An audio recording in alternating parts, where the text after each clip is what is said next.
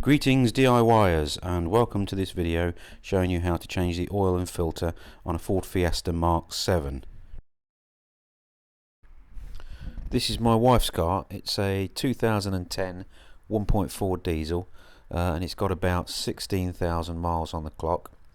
The wife gets it serviced at the local Ford dealership every 12 months because she likes to see the Ford stamps in the service book. The car does less than 12,500 miles a year, so having it serviced every 12 months meets the recommended Ford service intervals. But I like to do an additional oil change at 6-month intervals in between the dealer services, because I think 12 months is really too long, particularly for cars like this that mainly do short journeys.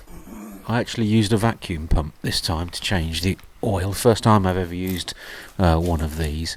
It just saves having to grovel around under the car and to remove the under tray. I wasn't sure whether or not it would be entirely effective, whether or not it would remove all the oil and the sludge, but I thought it was worth giving it a try. This is how the thing comes within the box. You have to assemble it first of all, which is pretty straightforward. I'll put a link at the bottom to the site that I bought this from.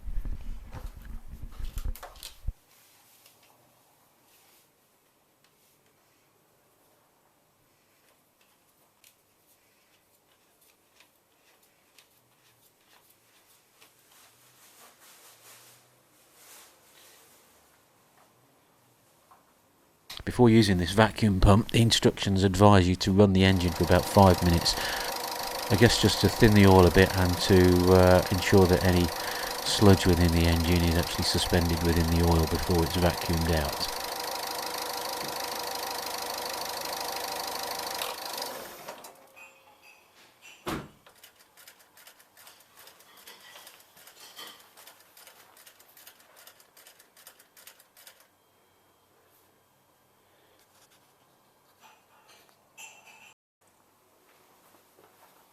With the engine still warm, just remove the dipstick and put the pipe from the pump in where the dipstick came out. Then you just pump the thing about 15 to 20 times and leave it to do its thing. I actually managed to get about 3 litres of oil out with the pump, and the capacity of this engine is about 3.5 litres, so I wouldn't recommend using this for a routine 12-month 12,000 mile service, but for an interim 6 months 6,000 mile service it should be fine.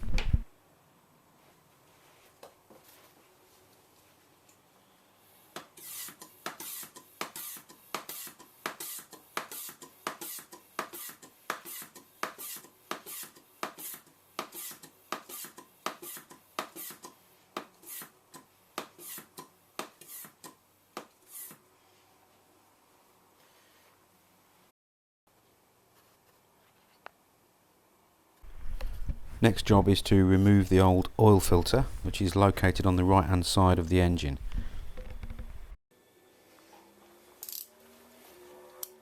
To remove the filter you'll need a 27mm socket.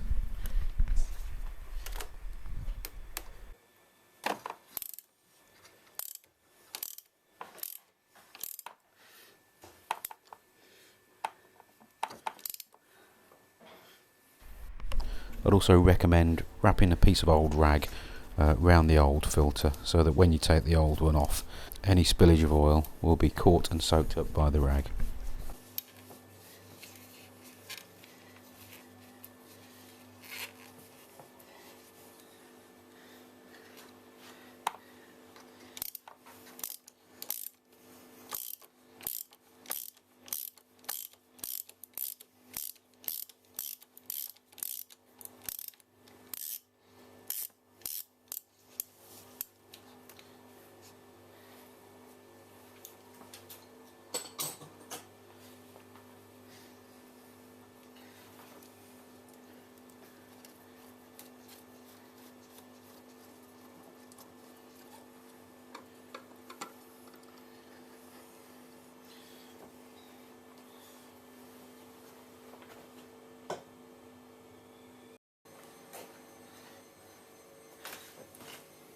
When the old filter's out, just give the filter housing a bit of a clean with the rag.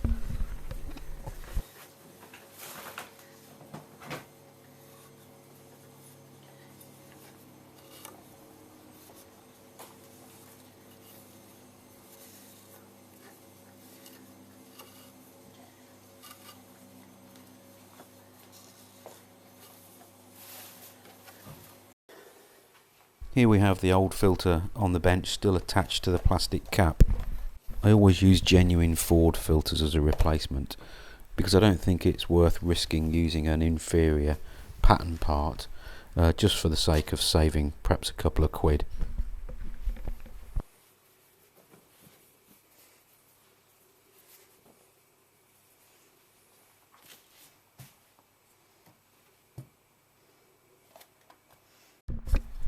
Removing the old filter from the plastic cap just requires a bit of brute force and ignorance.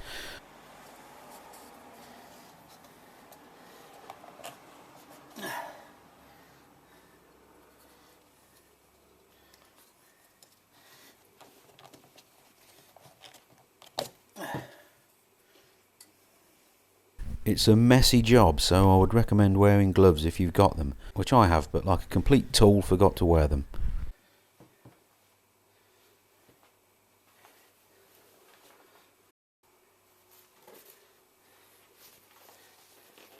Next job is to give the cap a bit of a clean and to replace the rubber seal.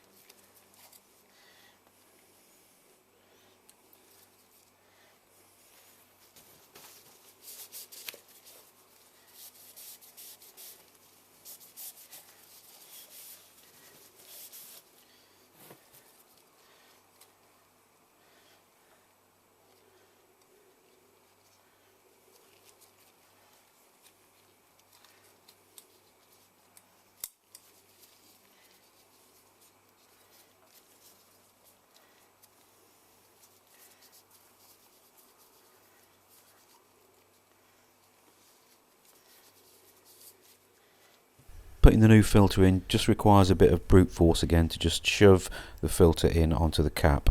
The reason it is such a tight fit is because the internal diameter of the filter is actually smaller when it comes out of the box than the circular clip within the cap.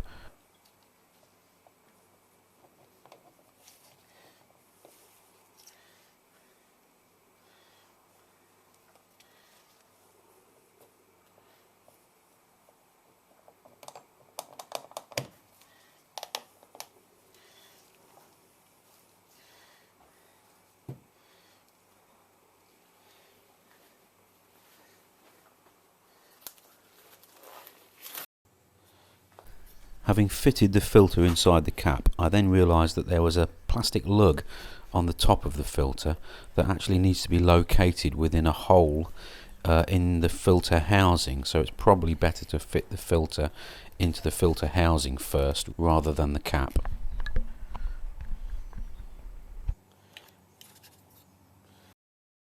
Here we have a close-up of the location of the hole in the filter housing, showing you where the plastic lug needs to be located.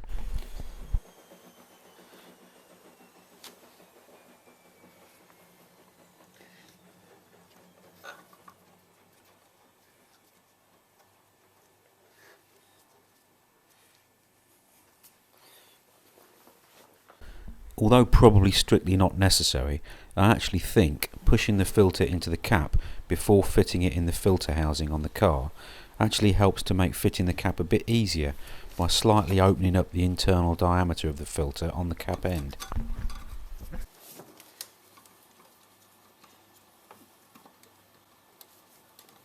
This meant I could fit the cap almost all the way by hand and only needed to use the ratchet to tighten it up that last little bit.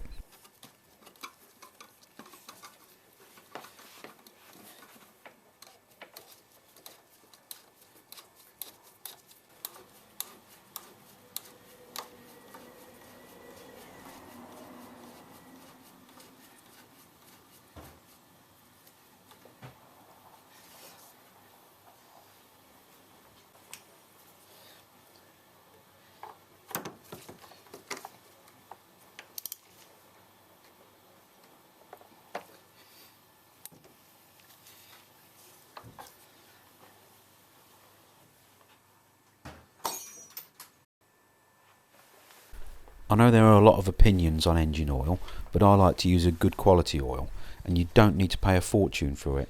I got 5 bottles of this Castrol Magnatec oil at £17.50 each while they were on offer at Halfords, and I've read that the genuine Ford oil is just rebadged Castrol oil anyway. The last job then is to refill the oil. As I said earlier, this engine takes just over 3.5 litres, but it's always best to slightly underfill it to start off with and then to check the dipstick before topping up. You then just need to start the engine and run it for a few minutes, then check for leaks around the oil filter and top up the engine oil level if necessary.